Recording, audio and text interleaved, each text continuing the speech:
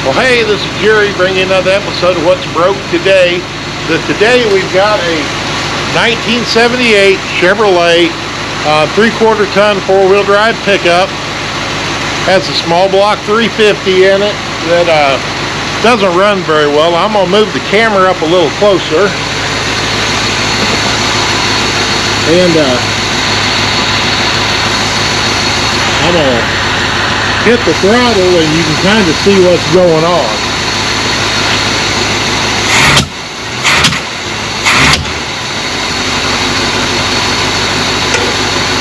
So yeah, as you can see there, every time he goes to accelerate, you give it any throttle, it coughs and then backfires through the carburetor. Have no history on this truck, but the guy he bought it from was very vague about it, and he bought it and was getting ready to work on it when he got hurt, and like stuff's falling off the front of it. But yeah, he got hurt, and so he's not physically able right now to work on it. It's coming into fall, and he's kind of wanting to get it checked out and figure out what was wrong. That way maybe by spring we can have it fixed and have him up and going. So what I'm thinking is, it idles pretty good. I mean, when the engine is at idle, I mean, it actually sounds really good. I mean, it does take it a long time to start when it, when it's cold, but I'm not sure the choke closes all the way. And it's still got the original quadrajet carburetor on it that he was wondering if those spark plug wires were on it wrong. I kind of doubt it. It idles too good. But when you go to accelerate, it's like the timing is off, or it's not getting enough fuel. So what I'm going to do is I'm going to verify the firing order of the engine, which of course on small block Chevy 18436572. So that's real simple to remember. And then I want to inspect the cap and the rotor. If we got a crack in the cap or a burn through on the rotor, it'll cause it to do that, because if you go to accelerate and it can arc through the rotor to the shaft of the distributor easier than it can go through a spark plug, that's where it's going to spark. I'm also going to pull all the spark plugs out. I want to run a compression test, see where we're at. And while I got the distributor cap off, I'm going to turn the crankshaft, because we could even have a timing chain that has jumped, because let's see, the odometer on this shows, yeah, the odometer shows 90,724 miles, which it is possible it's only original 90,000, but I'd be more in tune to think 190. But currently we have no way to verify that. So I'm gonna let the engine cool off and start taking a few things apart. And I'm not probably gonna record everything, but well, I may do a lot of recording, but I'll probably edit out a bunch. So we'll see, because me turning a wrench probably, I don't know if you need to see that, but yeah, let's get started, and I'll get back with you shortly. Well, this morning I thought before I started taking things apart, I got my timing light out, and of course I have a yellow paint pen, which isn't too bad on a Chevrolet, but I went ahead and rolled the motor over, used the paint pen to mark the harmonic balancer with the timing mark, and then I also took and marked across the inner and outer of the balancer, because the outer rim of it there's a plastic, it's in between the two inner and outer halves. So I went ahead and put a line across there just so I can make sure that isn't slipping. And that's a twofold thing with the timing like that I was doing, was usually if your timing chain's getting loose, the your timing marks will bounce around, and this stayed really consistent. The only thing I did notice is, I bet when I pull that distributor apart, the vacuum advance is working, the mechanical advance is not. Firing order was good, and I'm actually going to take my paint pen. I'm going to write my cylinder numbers on top of each of the spark plug wire caps before I pull them off, and I'm going to get ready and pull that distributor cap off. Okay, well, after taking this apart, if you look in, that this is a cap that goes over the coil, we look inside of here, I mean, it looks burnt. I pull the coil out, and here where the wires come out, I mean, that looks, I mean, absolutely hideous. But I have a funny feeling that we're sparking here instead of down through the into the engine, because even in the cap, I mean, all this residue, I mean, that's not right. So I have a feeling our coil's been arcing through here to the through there into the frame of the coil. So I'm going to get another cap, rotor, coil, and, well, slap her together and see how she runs. Well, I'm getting ready for my compression test, and got my notepad out, labeled out my cylinders. I got my compression gauge in cylinder number 1. I got a screwdriver stuck in the choke to hold it open. I got a zip tie on the throttle to hold it wide open. And then I've also come back here and unplugged the distributor hot wire so I don't have no spark, because we never want spark while we're doing our compression test. Come in here and crank it over.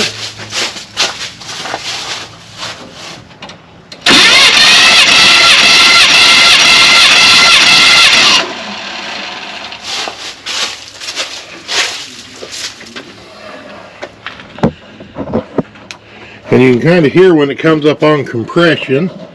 And cylinder number 1, well, I put my glasses on, I can see better. We are at 165 pounds. So, not too bad for what, a 45-year-old engine. So, we're going to do this same thing for the other 7 cylinders and see where we're at. Alright, well, I'm doing a short refilm because I had the camera, it locked in the wrong direction, so it was a terrible video. But after getting done with that compression test, the zip tie that I put here on the carburetor throttle linkage, I want to get it off first thing, because we don't ever want to forget this and have that at wide open throttle, because if we do and you start this, it could be very bad for this engine. Even though it being cold, it's not likely to start. And you probably notice it when you step on the throttle inside to set the choke, that it's zip tied. But make sure you take this off. Now, on our compression results, I've got 2 cylinders at 170, 3 at 165, a 152, a 145, and a 125.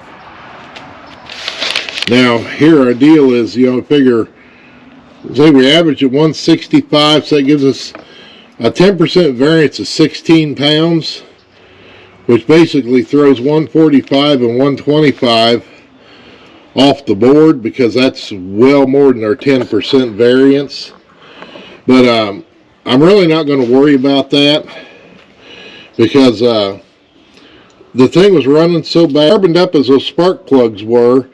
It wouldn't surprise me if we don't have a little bit of carbon in a valve seat that's causing the valve not to seal all the way. So we're just going to ignore that, get it put back together, get it running, and we're going to have our new spark plugs, new cap, new rotor, new coil, and that grounding strap for the coil put in, and get it running and take it for a drive and see how it does. So I was ready to, get rid of my old cap, old coil, put in the new cap and new coil. And of course, the first thing I always do is put my button in the bottom and then set the rubber washer there. Then I went to this cap to get the grounding strap, and it was not there. I actually had to go to the parts store and get one, because going through the center terminal here that goes down to the pickup coil, or the trigger, it's supposed to be this grounding strap. Well, that grounding strap being missing explains why our coil failed. Because when the coil sparks, it is, the high voltage comes out of the bottom of the coil.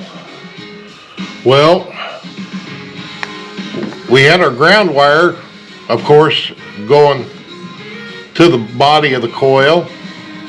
We had our battery voltage going in through the red wire, and that's also sending battery voltage down to the pickup coil, or the module, I guess is more the proper term. And then the pickup coil hooks to the ignition module, and then the signal comes back up through the yellow wire.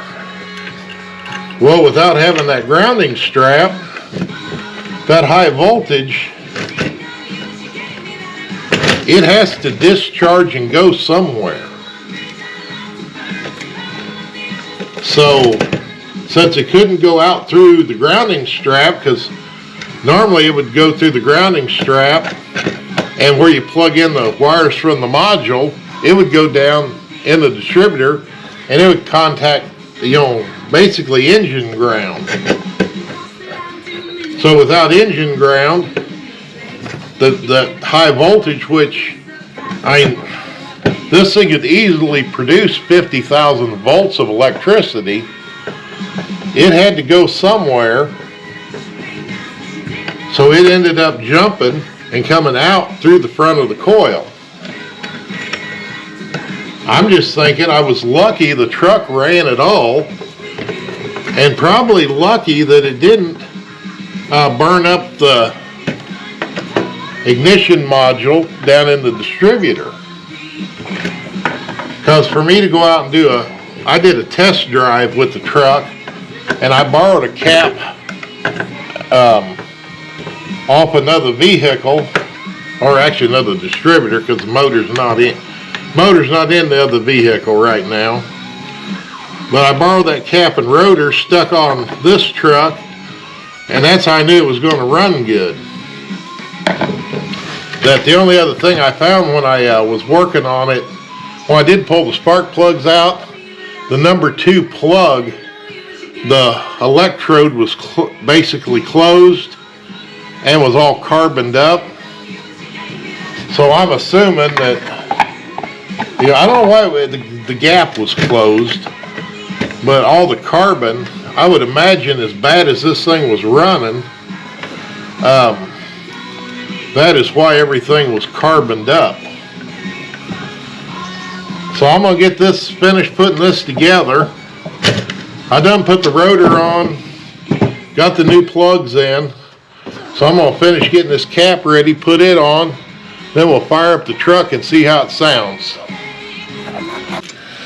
Okay, well, I got a compression test run, which turned out, okay. I did have to fix, when I took the spark plug wires off, I had two of them that the terminals come off the end of the wire, so I did have to, take those apart and repair those. We got a new rotor, new cap, new coil, new spark plugs, and the new grounding strap for the coil inside the distributor.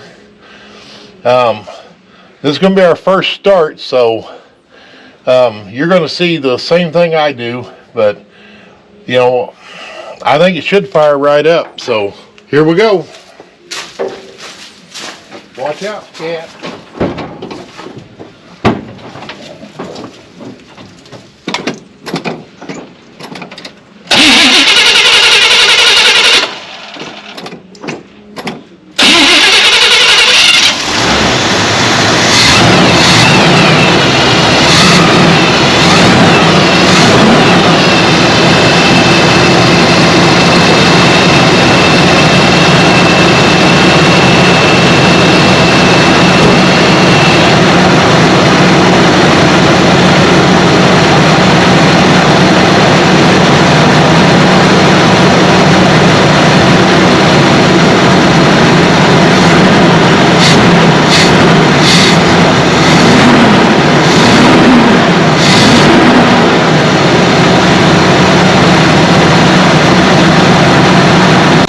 Okay, just got back from a test drive in our truck, and I'll say sounds pretty doggone good. Well, that's going to wrap up our episode today on our 78 Chevrolet truck that, I'm going to guess the root cause of the whole problem was that ground strap for the ignition coil being missing. But I went ahead and got new coil, new cap, new rotor, new spark plugs. After I did my test drive, I did have to add some transmission fluid. I adjusted ignition timing a little bit more. But after I got it running good and it cleaned up a little, and I got the idle speed down where it needed to be, I had to advance it about 4 more degrees. I got it set about 10 to 12 degrees, and it's an old truck and it runs good. It's not a hot rod, but I think it's going to be a good running and driving truck. That transmission shifted good. I mean, it had adequate power. It's just not a race truck, but other than that, we're good to go. That I appreciate you watching this episode of What's Broke Today, and if you found this episode to be helpful, I'll take a thumbs up for a like. Love all the people that have already subscribed to my channel. I'd love to have a bunch more that, get down there and click that subscribe button at the bottom, and stay tuned, because no telling what else you're going to see on What's Broke Today. Thank you.